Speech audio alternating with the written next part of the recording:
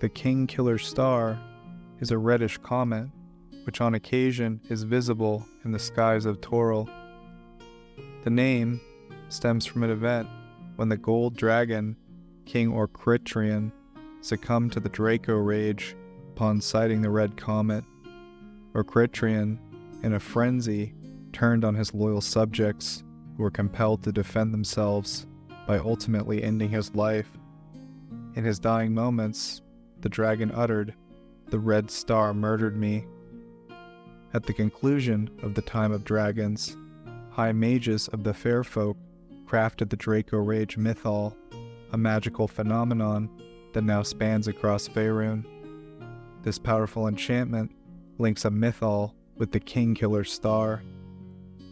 Lady Winterflower Duskmere came into possession of a pilfered tome from the Gold Dragon's library, which contained draconic magic. This tome delved into the metaphysical aspects of dragons and their connections to the forces of creation, natural elements, and celestial bodies.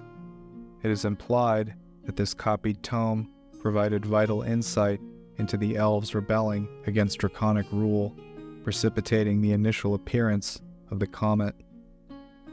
The influence of the mythol became apparent around negative 25,000 by the Dale Reckoning. Subsequently, dragons launched a counterattack, converging on the capstone in overwhelming numbers. However, the elves managed to repel the assault, resulting in the area becoming strewn with countless bones for millennia thereafter. Protecting the mythol is a magically erected structure adorned with spires and towers. Surrounding it is a rocky valley in the northernmost reaches of the Faerunian continent, strewn with countless dragon bones. Days in this remote location are markedly shorter than nights.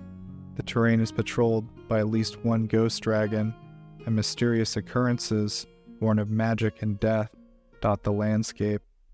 A solitary portal connects it to elven civilization, and a passage carved into the valley walls, providing some separation from the fortress harboring the mythol itself.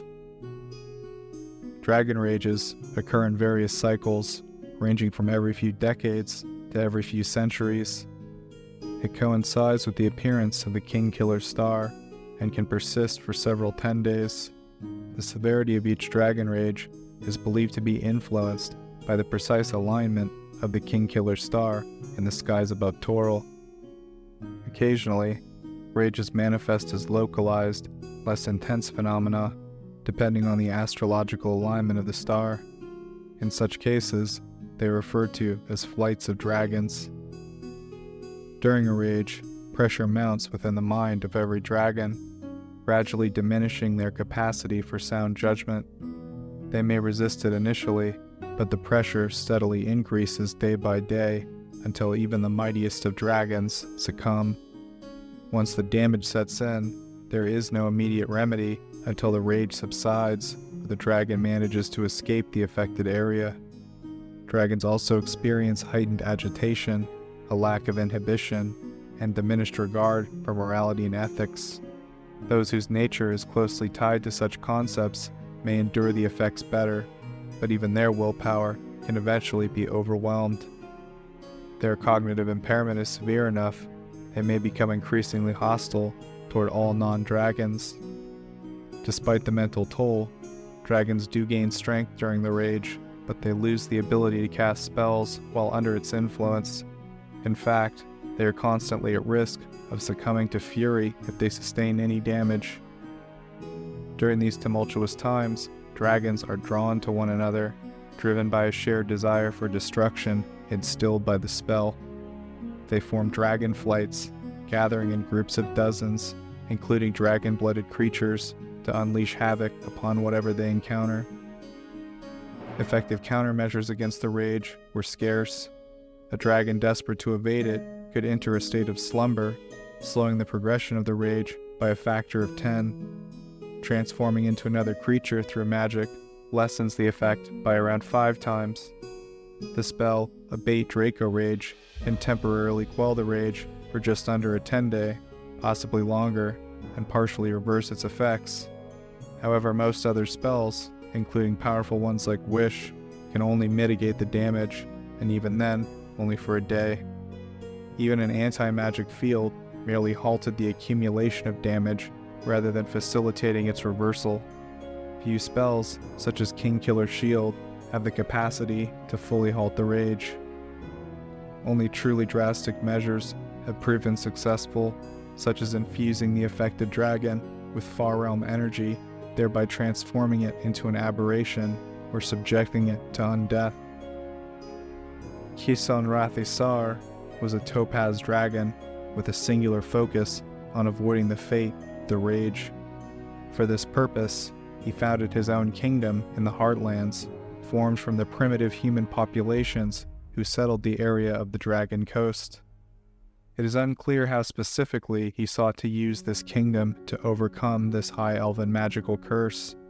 However, his rule was said to be marked by paranoia and cruelty. Positioned within the Dragon Coast region, Westgate resides on the western shores of the Sea of Fallen Stars.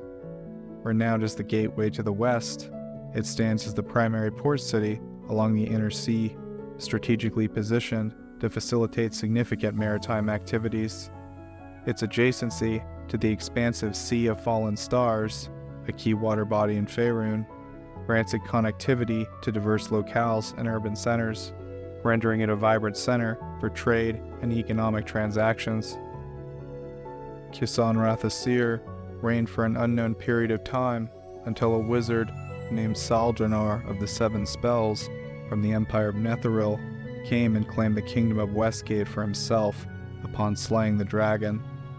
As the corpses of dragons contained great magical power and useful materials, Saldranar and his successors stored the corpse of Eorn-Desar underneath their castle. The reign of Saldranar lasted around 50 years. His apprentice Mather succeeded him. The city was under threat from several black dragons in the area, and he spent most of his reign doing battle with them until the dragons slew him instead. After the death of their Netherese rulers, Westgate elevated the commander of their city watch, Glaurath, a close friend of King Mather. He and the army of Westgate did battle with the black dragons until he too was killed in -291. Eorn-Desar, who succeeded Glaurath as the captain of the guard, then succeeded him as the new king of Westgate. Orlok, born in the year of the chilled marrow, -343, was transformed into a vampire when he was around 23 years old. In the year of foul awakenings, -286, he emerged from Westgate's catacombs at the head of a small yet formidable mercenary force. In a swift and brutal assault, they overpowered the fledgling city's defenders, slaughtering King Eorn-Desar of the Golden Helm and his entire family. By dawn, Orlok had seized control of Westgate, ascending to the throne as its new king. His reign was marked by terror. During his early rule, Orlok crafted a special chalice known as the Argal of Orlok from a sizable piece of bone taken from a skeleton of the topaz dragon. Through unholy necromantic rituals, he imbued the chalice with dark enchantments. Additionally, Orlok fashioned the flying fangs of the Night King, a weapon which is said to contain part of his essence. It was said that the Vampire King was never seen without a porcelain mask with a black and white hatched pattern that concealed his face, all except for his eyes. Orlok's tyrannical reign lasted for over a century until his demise in the year of the Blooded Sunsets, -137, at the hands of a group of Lathander-worshipping paladins led by Dawn Knight Jen Solalon. Solalon was subsequently crowned as the new king. Despite Orlok's death, his vampire minions survived and fled into the catacombs beneath the city. There they selected a new Night King to lead them and oversee the city's underworld. Following the reign of King Gen came his son, King Lemaire I, dubbed the Merchant King, who inherited the throne. Lemaire I was succeeded by his own son, Lemaire II.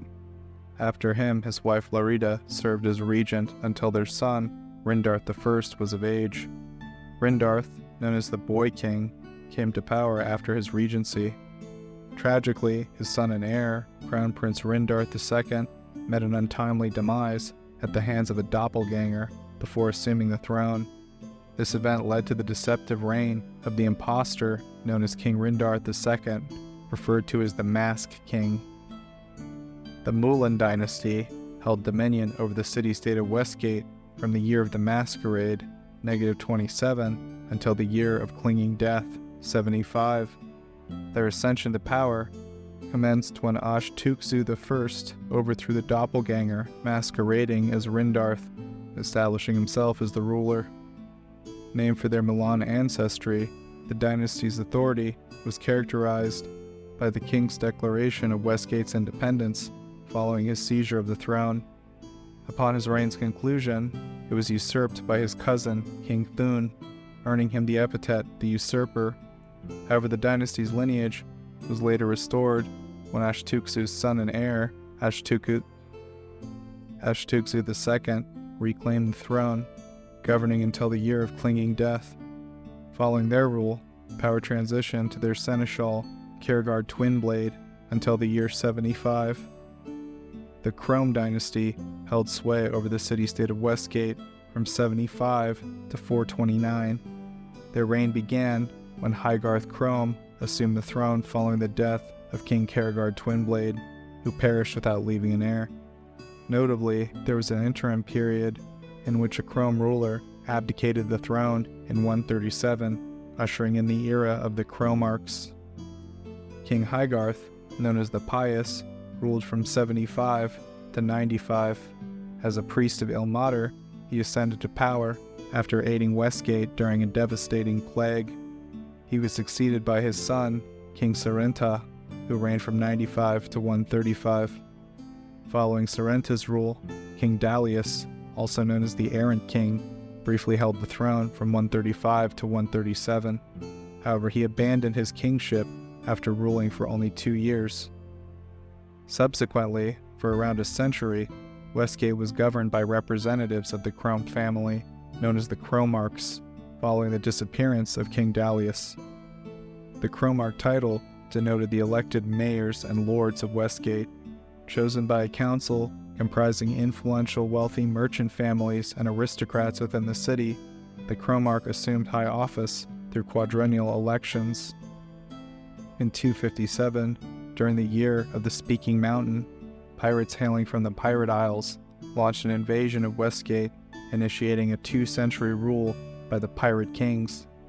Not many records exist from this period, but they ruled through the Chromarchs, using them as their puppets. Mulsantir, a mercenary associated with the Alistine noble family in Chondath, launched an assault on Westgate in 429, toppling the ruling pirate kings and ascending to the throne. His reign as King Mulsantir I lasted until 440, concluding in the year of the Festering Heart. Mintheron, a proficient wizard originating from the Shun Imperium, challenged and vanquished King Mulsantir II in the year of the Rolling Heads, 452, thereby usurping the throne of Westgate. His reign persisted until the year of the Winter Sphinx, 480, when he met his demise at the hands of the Andro-Sphinx, Leonarth. Despite their tendency towards short-tempered and brusque behavior, Andro-Sphinxes are characterized by their innate adherence to good-natured ideals and a commitment to doing what they perceive as right. Physically imposing, Andro-Sphinxes possess formidable strength and emit deafening roars that instill fear in creatures within earshot, causing temporary paralysis and potentially deafening or knocking over those in close proximity. In addition to their physical power, Andro-Sphinxes wield innate magical abilities, with some even proficient in casting clerical spells. Leonarth claimed victory over King Mintheron of Westgate. However, in 615, his reign took an unexpected turn when he was enticed by the Lamian noble Nesmara. Utilizing illusions to emulate a Gynosphinx, Nesmara ruled alongside Leonarth, masquerading as his equal. Their partnership endured until the arrival of the wizard known as the Hand Weaver in Westgate in the subsequent year. With the dispelling of Nesmara's illusions by the Hand Weaver, Leonarth and Nesmara engaged in a fatal confrontation, ultimately resulting in both their demise. The throne then transitioned to the Hand Weaver's apprentice, Farnath Ilastar.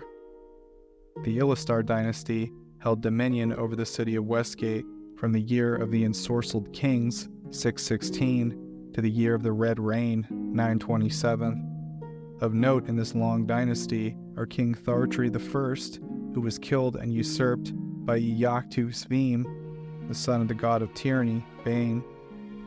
The throne was reclaimed by the great-great-grandson Farnath II 24 years later when he drove out the Cambian king. Farnath III was a simpleton and was banished from the city. Following the devastating plague that claimed the lives of King Thartrin III and all the heirs of the Ilastar dynasty in the year of the Burning Tree, 890, the Prince Templars assumed governance over the city-state of Westgate. This group functioned as a holy council for the city, comprising of high priests, and formed an oligarchic theocracy. Their authority persisted until the year of the Thirsty Sword, 900. Gostaraj, renowned as the Reaver King, rose to prominence as a mercenary lord and priest of Garagos before ascending to the throne of Westgate. In a violent rebellion during the year of the Thirsty Sword, Gostaraj seized power from the Prince Templars and established his rule.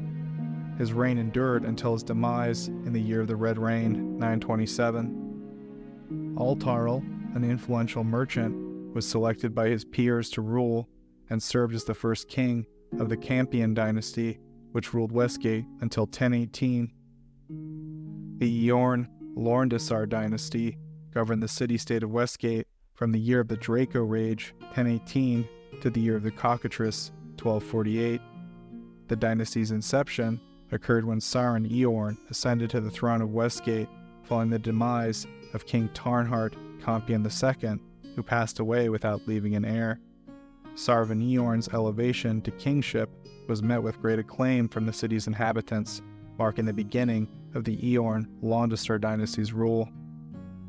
It was temporarily interrupted when King Rodaeron was ousted from power by his own mage royal, Alzurth, in 1117. The deposed king spent more than 4 decades in exile before returning to reclaim his rightful throne, only to meet his end shortly thereafter in 1162, slain by Eorn-Desar, the Ghost Sword. Verovan governed from 1236 to 1248. He met his end during a boat race on the Sea of Fallen Stars, orchestrated by the Red Wizards of Thay. Regarded as a tyrant by many, Verovan's death prompted an end to the very concept of monarchy in the city-state of Westgate. A statue of him in the city's harbor loop was beheaded, reflecting the city's disdain for this ruler. Before 1374, a book titled King Verovan's Treasure collected tales of his rumored hidden treasures. These rumors suggested that Verovan traded part of his soul to a demon lord for a pocket plane in the abyss, which he turned into a treasure vault accessible only to him. After Verovan, the Cromarks once again took control of governance of Westgate, forming in practice an oligarchic republic consisting of nobles, wealthy merchant families, and crime lords. The organized underworld dominates the oligarchic politics of the new republic, strategically selling information, influence, and violence to all sides. The city itself is divided into several districts, each with unique characteristics. The Harbor Loop is the first place visitors see when they arrive in Westgate. As the name suggests, it's a district that encompasses the city's harbor, bustling with ships coming and going in an efficient loop carrying goods for trade. The Market Triangle is the commercial heart of Westgate. Here, merchants from all over Faerun come to sell their wares. The sounds of haggling fill the air, and the streets are lined with stalls selling everything from exotic spices to magical artifacts. The Arena District is home to the Quivering Thumb, a sandpit gladiatorial arena famed for its fair fight reputation. Here, brave warriors from all over the realms come to test their mettle against each other, in thrilling bouts of combat. Westgate also houses several temples, such as the House of the Wheel, a temple dedicated to Gond, the Fortune Boon Hall, a temple of Timura. The Bent Mermaid Inn is known for its figurehead of a bent mermaid over the front. It's a hangout for pirates and other associated characters. It has a reputation of offering strong spirits, ales, and wines, and sharing the latest rumors with guests. Big Edna's Tavern is a tiny ramshackle establishment found in the northwest section of the city near Milsanter's Gate. It caters to fishermen and dock workers who appreciate the silence. Despite its humble appearance, it's a place where one can enjoy a quiet drink after a long day's work. The inn known as the Black Boot is located near the River Bridge in the far east section of the city on Rivergate Way. It's known for its poor accommodations and cheap prices, attracting a motley crowd. Brawls and murders are a nightly occurrence here. The tavern and inn known as the Blue Banner is located in Westgate's show quarter. Its growing popularity has forced the owner to expand several times. It's found in the south section of the city at the end of the East Market Street. The food served at the Black Eye Tavern is known to be of low quality and inexpensive, catering mostly to dockhands. The tavern is renowned for its formidable bouncers who swiftly handle any disturbances, often ejecting troublemakers into the harbor, an act colloquially referred to as feeding the Queslarn. The owners permitted fights as long as participants cleaned up afterward and refrained from using weapons. While the Black Eye doesn't provide accommodations, it boasts a diverse selection of beverages, including a locally crafted beer and a beverage known as Night Mask's Nightmare. Aurora's Emporium is a curio shop that sells exotic items from all over Faerun. It is part of a network of similar outlets located throughout the continent, connected through a network of teleportation spells and devices. Gondeth's Majories specializes in magical items and components. The House of Silks specializes in fine textiles and offers a variety of fabrics from exotic locales. Their products are expensive, but of the highest quality. Chalaratha's Fragrances is a perfume shop and factory known for its exquisite scents. It's owned and operated by the wizard Chalaratha. Imrith Tower serves as a potion shop and Harper Safehouse. The Mercenaries Guild of Westgate, established in 1358, serves as a recruitment agency for mercenaries headquartered in the city. Membership in the guild is restricted to individuals hailing from the most esteemed merchant and noble families from Westgate. Typically, the guild employs cavalry assaults, although their recruits occasionally lack the necessary training to execute them effectively. The guild levies a fee of 250 gold pieces per week for the services of 100 men, with additional charges applicable for more specialized requirements. However, if their founder Pala is present, the fee is doubled. Pala was a warrior of some reputation on the Dragon Coast, though really her true motivation was to dispose of the many troublemaking second sons produced by the city's numerous merchant and noble families. Historically, the guild's operations were confined to the western heartlands.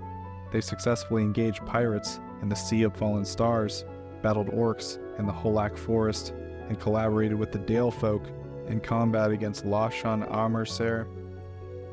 The Undergate is a subterranean district of Westgate, often referred to as the city's underbelly. It's a place of shadows and secrets where the unwary can quickly find themselves in over their heads. It possesses a network of tunnels and chambers with vaulted ceilings, rusty pipes, deep pools, and bridges. It's a place where the city's sanitation system, the sewers, are located. A large portion of these sewers are regularly in a flooded state. The area is unlit, requiring a torch to traverse, and thick with the stench of decay. One of the notable locations in Undergate is the Dark Lady's Promise, a subterranean temple dedicated to Shar. The temple was led by a high priestess named Valisha, a tiny, high-cheekboned drow woman with a sinister and serious demeanor. In the tumultuous year of the lightning storms, 1374, Westgate grappled with unrest sparked by a guild war between the notorious Night Masks and a newly emerged group called the Eban Claws. This conflict spilled out from the sewers and engulfed the city streets in nocturnal violence, prompting caution for incoming visitors. The Night Masks, although already established, didn't rise to prominence in Westgate until around 1353. During this time, they solidified their covert control over the city by influencing 3 of the ruling council's 10 members. They also extended their grasp over key institutions and seized control of Westgate's underworld, engaging in a prolonged conflict with the shore patrol and influential criminal merchants that lasted 2 decades until all opposition was crushed. Business owners openly display the domino mask symbol, signifying the Night Mask protection, and illegal activities in Westgate often bear the organization's mark. Their leadership is shrouded in mystery, with a figure known only as the Faceless at the helm, always obscured by a mask. In 1357, clashes with the shore patrol prompted adventurers, hired by the city's merchants, to thwart a plan aimed at establishing Westgate as a theocracy of mask. By 1361, the original Faceless, a doppelganger mage, was assassinated and replaced by Victor Dostar, who absorbed the shore patrol into the guild. Dostar became the target of renowned adventurers Alias and Dragonbait. Following an attempt to declare himself king of Westgate in 1368, the second Faceless met his demise, sparking a power struggle within the guild. It faced potential dissolution until a new Faceless emerged a year later, eliminating rivals in a gruesome manner. Orbach, a vampire influenced by magical artifacts, assumed leadership and established a ruling court of Night Masters, which delegate specific tasks. Under Orbach's reign, the Night Masks have thrived. The Deathbringers serve as the elite assassins and lieutenants under the leadership of the Night Masks. Feared by the inhabitants of Westgate, they harbor ambitions for power in their own right. The vampiric leadership of the organization devised the Deathbringers as the unique intermediaries between themselves and outsiders.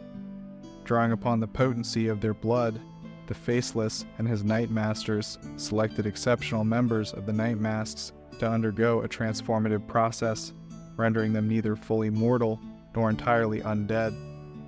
Radiating an aura of death, the Deathbringers unsettle all animals except bats, wolves, and rats. These malevolent operatives possess the ability to traverse walls and ceilings using their partially undead physiology. They can charm others, exerting complete control over charmed individuals after feeding them 3 drops of their own blood. With experience, this charm grows more potent. The Fire Knives, also known by their self-identified name, the Redeemers Guild, function as a group of assassins based in Westgate. They operate with the endorsement of the Night Masks. Their threat lies in their adeptness at mingling with the upper class and their willingness to undertake almost any task to refine their abilities. Fire Knives originated in the year of Fire Slaughter, 932, as a loose group of outlaws operating in the southern region of Cormyr. Following Cormyr's recapture of Marsimber in the Year of the Wall, 1227, the Fire Knives were held responsible for the deaths of King Dalmas Oberskir and Queen Jalas. Consequently, they were banished from Cormyr entirely. Over the subsequent century, the organization regrouped in border areas such as Daerlun, Elversolt, Tilverton, and Westgate, continuing mysterious killings, particularly targeting the noble and royal houses of Cormyr. By the year of the lightning storms, 1374, the Fire Knives had formed their alliance with the emerging Rogues Guild of Westgate, the Night Masks. Together, they have ascended in the city's criminal hierarchy, gaining power and influence. Tasheni, once the lover of the paladin Mantides, was captured by Orbach, leader of the Night Masks, and transformed into one of his vampire spawn. Reclaiming her autonomy, Tasheni plotted a rebellion against Orbach. The demon sorceress Ximena, intrigued by Orbach's banshee Elandra and the human cattle factory he was creating for vampires, orchestrated a scheme to seize control of both. Elandra was a devoted priestess of Hoar, and she and her partner, Sir Peregrim, joined forces to combat the Night Masks. Tragically, during a confrontation, Peregrim succumbed to fear and abandoned Elandra. As a consequence, she was captured and ultimately slain by Orbach, who transformed her into a banshee. Pretending to be a human sorceress, Ximena collaborated with the rebellious vampire Tasheni, creating the Eban Claws, intending to incite a conflict with the Night Masks. Operating primarily from the city's sewers, the Eban Claws consisted predominantly of were-rats. The sewers are rumored to be inhabited by various dreadful aquatic creatures, with the most notorious being the formidable Quelzarn, a giant eel-like water snake. This creature was known to occasionally snatch sailors from the decks of ship anchored in Westgate's harbor. The Nine Golden Swords is a gang in Westgate that operates from the Show District and holds significant sway as one of the city's factions. While they claim to champion the interests of the common folk, their true allegiance is dubious. However, their bold stance against the Fire Knives has earned them admiration and respect. There are rumors suggesting that their financial backing originates from the Show clans on Nathlan. Additionally, the Westgate Guild acts as agents for the exiled Eladrin Kalina. Following the Spell Plague, the Sea of Fallen Stars underwent dramatic changes, draining into the Underdark.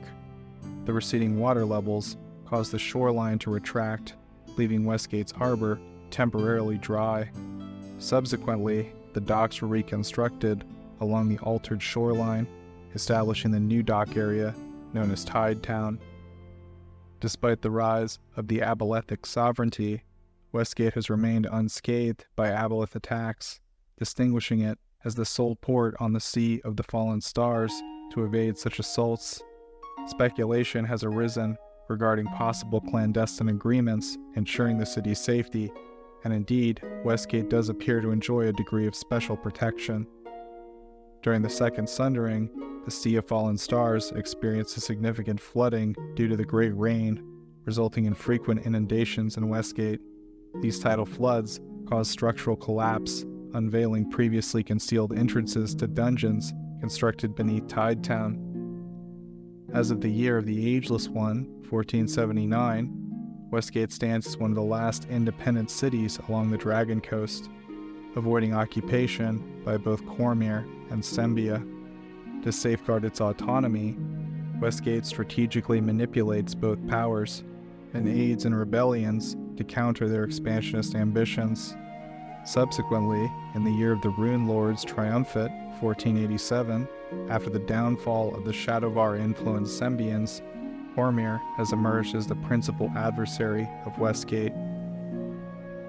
The city-state of Westgate has always been larger than life. Ruled by a dragon who declared it a kingdom, a sequence of mortal men, some capable, others incompetent, did their best to meet this high bar for leadership.